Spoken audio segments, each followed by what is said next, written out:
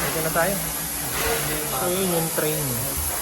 Nakabalik na tayo sa estasyon. Ito yung office nila. Ito na yun. So, yun yung mga turista nandyan. Yan lahat.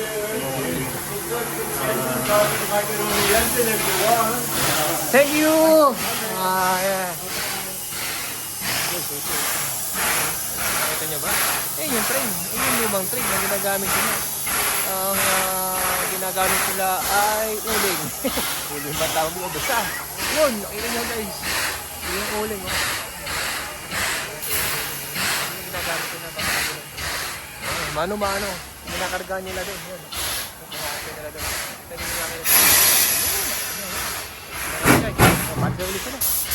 Okay, na-experience natin yung train na luma. Kung paano patakbuhin at paano gumana. Nakasakay tayo kung paano natin na-experience. So wala naman kakaiba. Parang sumakay din ako sa ordinaryong train o mas ang tawag doon yung latest na train ginagamit sa city. Okay lang. Ayos lang.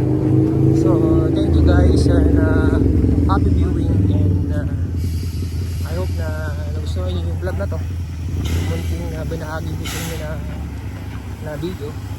Salamat sa pag-likes at salamat sa mga subscriber na nanonood, no? At paano pinakikita yung aking munting video. Salamat and hopefully nagustuhan nyo. Bye!